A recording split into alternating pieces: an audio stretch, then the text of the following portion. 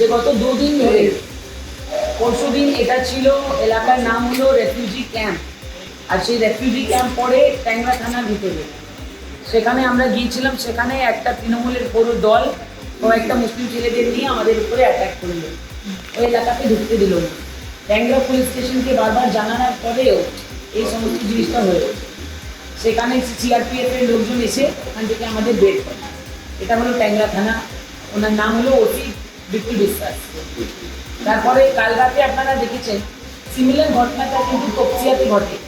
সেই তপসিয়া পুলিশ স্টেশনের ওসি নাম মিস্টার প্রতীকেশ।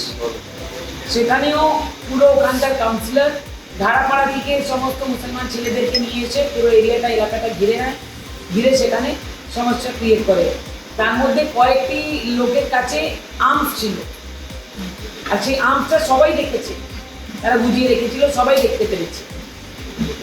এরকম পরিস্থিতি।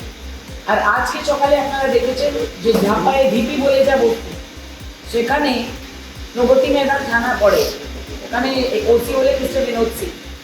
ওনাকে সকাল থেকে 3 বার করে বলা হলো যে এই এলাকাতে ঝামেলা ঘটাতে পারে তৃণমূল, কিন্তু তারা কোনো মেসেজ নাই। তারা এইটুকু করেনি যে সিআরপিএফ ওখানে রাখবে, সেটা করেনি। এটা যখন আমাদেরকে ঘিরে নিয়েছে, মহিলাদের উপরে অ্যাটাক চালু করে দিয়েছে, লাঠি ডান্ডা লোহার রড সব দিয়ে, তখন আমরা থানায় বলে সেখানে সিআরপিএফ ঢোকান। তাতেও পুলিশ কোনো হিসাবে ওই ক্রাউডকে, মবকে কন্ট্রোল করতে পারেনি। সেটা একটা আনরুলি মব, যে কোনো অপ্রিয় ঘটনা সেখানে ঘটতে পারত, কিন্তু পুলিশের কোনো অ্যাকশন ছিল না। পুলিশ সিআরপিএফকে এটুকু বলেনি যে আপনারা একটু লাঠি প্রয়োগ করুন, বা তারা নিজে প্রয়োগ করেনি। পুলিশ মার খেয়েছে, 1-2 মহিলারা তারা মার খেয়েছে, মহিলা পুলিশ। বারবার প্রগতি ময়দানকে বলার পরে যে এই কয়েকটি গুন্ডা সেখানেই ঝামেলা করে, এই নামগুলো আমি দিয়ে দিয়েছি, দীপক হালদার, হাসুপাতু, এইসব। তারপরেও এরা কোনো অ্যাকশন নিচ্ছে না। তাদের এত ক্রিমিনাল রেকর্ড আছে, মার্ডার কেস আছে, রেপ কেস আছে, এই ধরনের ঘটনা ঘটছে, কোনো অ্যাকশন নেই। সমস্ত আমাদের ব্যানার পোস্টার সব ছিঁড়ে দিল, ওখানে কোনো অ্যাকশন নেই। তপসিয়াতে রহমত বলে একটা গুন্ডা আছে, ডেলি তৃণমূলের যে পার্টি আছে সেই গুন্ডার সঙ্গে ঘুরছে। তার ব্যাকগ্রাউন্ড দেখুন, রেপের কেস আছে, মার্ডারের কেস আছে, তৃণমূল তাদের নিয়ে ঘুরছে। তো এই ধরনের লোক যদি সোসাইটিতে এই হিসাবে ঘুরে, তাহলে মানুষ কি ভোট দেওয়ার সাহস পাবে? মোটেই না।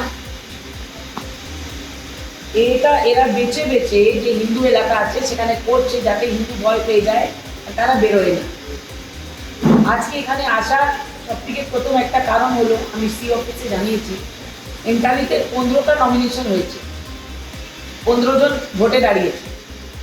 এবার এগুলো সমস্ত ডামি ক্যান্ডিডেট ম্যাক্সিমাম তৃণমূল দিয়েছে, যাতে ভোটের দিন ওই ঘরে এরা 15খানা 14খানা গুন্ডা ঢুকিয়ে দিতে পারে। এই গুন্ডাগুলোকে যদি ঢুকিয়ে দেয়, তাহলে সাধারণ মানুষ যখন ভোট দিতে আসবে, সে তো এমনি ভয় পেয়ে যাবে, তারা কি করে ভোট দিতে পারে। আর একটা ক্লাসরুম আপনারা দেখেছেন 60 স্কোয়ার ফিট থেকে 70 স্কোয়ার ফিটের ভিতরে ভোট হয়। সেখানে যদি 15 জন ক্যান্ডিডেটদের 15 জন এজেন্ট, 3 জন ইলেকশন কমিশনে ধরে নিন, 18, যদি এত লোক একটা ভোট কেন্দ্রে থাকে, কি করে সুস্থভাবে ভোট হবে? এই সমস্ত জিনিস লিখিত করে আমি আজকে ইলেকশন কমিশনে দিয়েছি, আর আমি অ্যাপয়েন্টমেন্ট দিয়েছি সিও সাহেবের সঙ্গে দেখা করবো। আজকে ডিস্ট্রিক্ট সিওর সঙ্গে মিস্টার দেবন্ধুর সঙ্গে দেখা হয়েছে। তো আই উইল প্লেস এভরিথিং সেখানে, I will seek, I will ask for a notification where these election agents of candidates are controlled in a proper manner and not all can sit inside. Because যারা independent আছে তাদের ক্যান্ডিডেটও ভিতরে বসবে, এটা কোনো আইন নেই। আমরা উত্তরপ্রদেশেও দেখেছি যে তারা বাইরে বসে। তাহলে পশ্চিমবঙ্গতে যখন already it is on the forefront যে এই ধরনের ব্লাডশেডের ইলেকশন হতে চলেছে, যেখানে তৃণমূল এই ধরনের ঘটনাগুলো ঘটাচ্ছে, সেখানে ইলেকশন ফ্রি এন্ড ফেয়ার হতেই পারে না যদি এই সমস্ত জিনিস কন্ট্রোল না করা হয়। কিন্তু আজকে যে ছবি আমরা দেখলাম, তো মানে বাংলাদেশের মতন পরিস্থিতি তৈরি হয়ে যেতে পারতো যদি কালকে একটা ক্যান্ডিডেটের প্রচারে তৃণমূল ওয়েপন্স নিয়ে আসতে পারে, আজকে লোহা লাঠি ডান্ডা নিয়ে আসতে পারে, কালকে মেরেও দিতে পারে, কে দায়িত্ব নেবে? Who will be responsible? I question the election commission. এবং আজকে আপনার যখন প্রচার চলছিল ওরা বিভিন্ন গলি থেকে বেরিয়ে আসছে, মানে কি এটা প্রি প্ল্যান ছিল আগে থেকে? এটা প্রি প্ল্যান ছিল। তার মধ্যে কয়েকটি জন ওখানে থাকেই না, তারা রোহিঙ্গিয়া। এরা বারবার জিজ্ঞেস করে কারা রোহিঙ্গিয়া, এরাই রোহিঙ্গিয়া। এরা ওখানে দল করে আগে থেকে প্রি প্ল্যান ছিল যে এই বস্তিতে হিন্দু ভোটার আছে, আপনি রেজাল্ট দেখে নিন। বিজেপি বারবার ওখানে ভালো ভোট পায়, সেই জন্য বিজেপিকে ঢুকতে দিব না বলে এই প্ল্যানিং করেছিল। কিন্তু আমার একটাই কথা আছে পরিষ্কার ইলেকশন কমিশনকে, when you are talking about free and fair election, ensure that the candidates are safe, ensure that no such episodes take place, and ensure that the election takes place in such a manner where these goons and hooligans cannot influence anybody, where people are not scared to give their votes. Only then we will think that election commission is doing its job.